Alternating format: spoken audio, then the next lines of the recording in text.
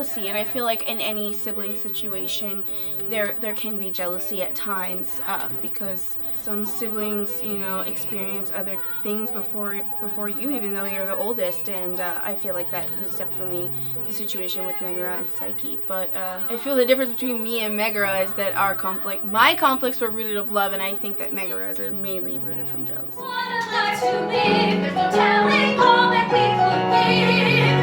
The show is about loving no matter what your boundaries are. It could be related to interracial relationships or same-sex relationships. It's just loving throughout all odds. A part of it, be a part of it. Psyche is beautiful, wonderful, fanciful, magical, visceral, skeptical. That's a major theme in this play, is trust. And Psyche has trouble trusting that Cupid really is in love with her because she can't see him, and you know, you have to see to believe. It's kind of that whole concept, and I find myself victim of that a lot of the time, and sometimes you just gotta trust and know that things will fall together how they're supposed to.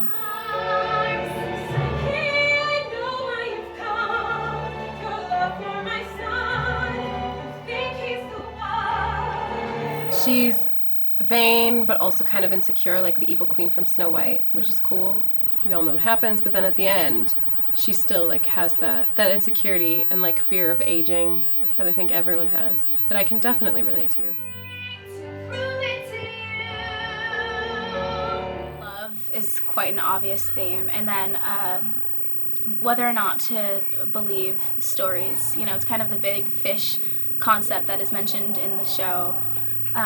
At what point do you say that it's just a fairy tale and has nothing to do with reality? You left all you know. One brings true love.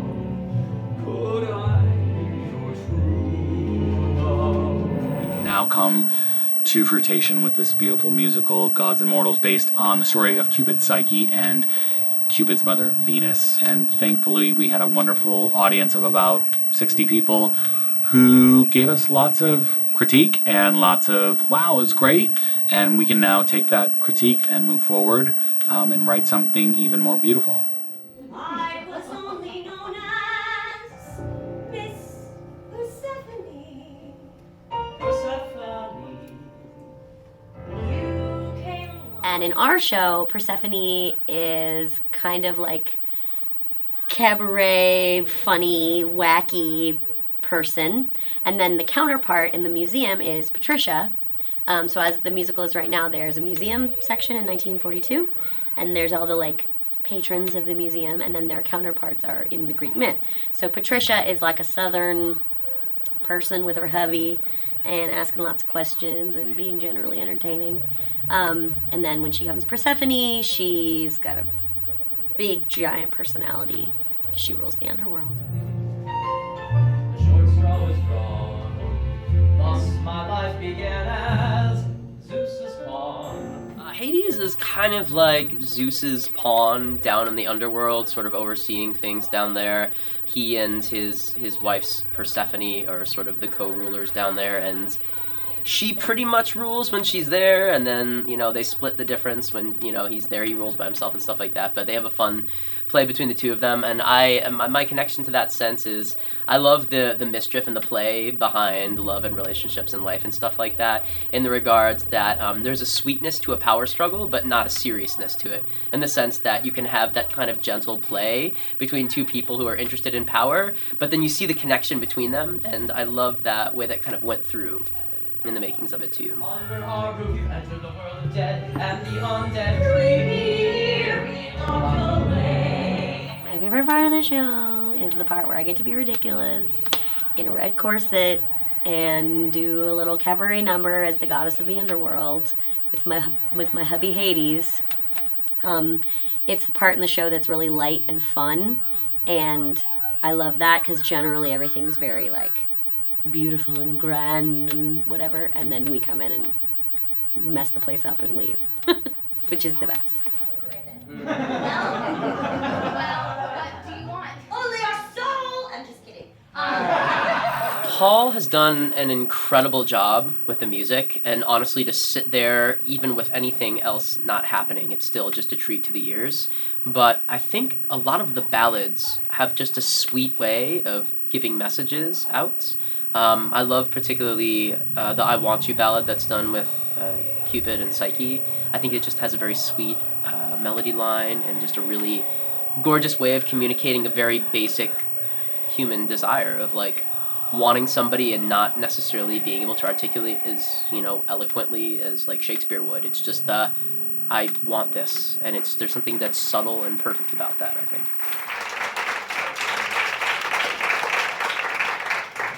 Scene 17.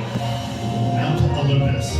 Cupid sits alone atop the mountain as the storm begins to form. So Paul came to me years ago and said, listen, I want to write a musical and I don't want to do it with anyone else but you. And I said, you are crazy. You are cray-cray. You need to go find someone who is just as brilliant as you are. Because obviously, if you haven't heard Paul's music lately, you need to get on Google.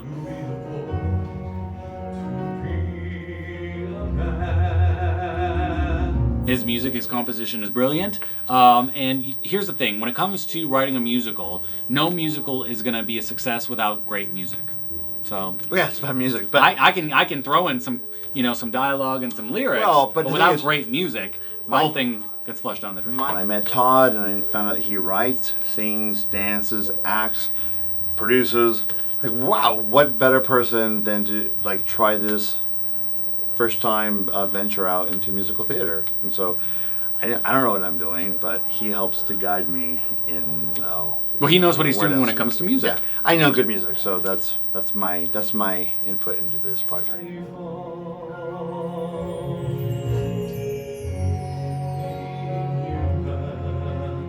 What is it like being human?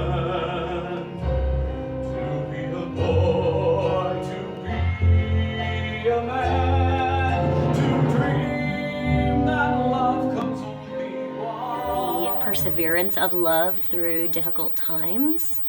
In the museum, they touch on myth and what that means, and true myth versus psychological myth versus saga myth. But I think thematically, it's about love conquering all odds, and this myth's just one example of it.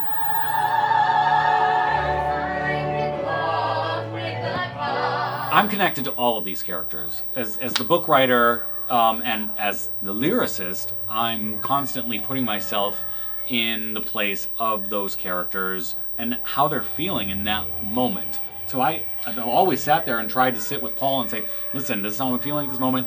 This is what's going on in the story. How can we make the story move forward?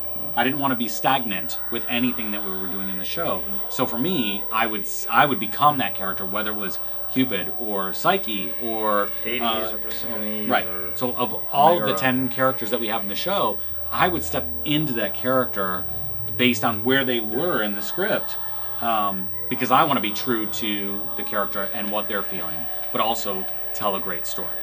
So that's our story. That's the story, and we're sticking to it. We're sticking by it. Yeah.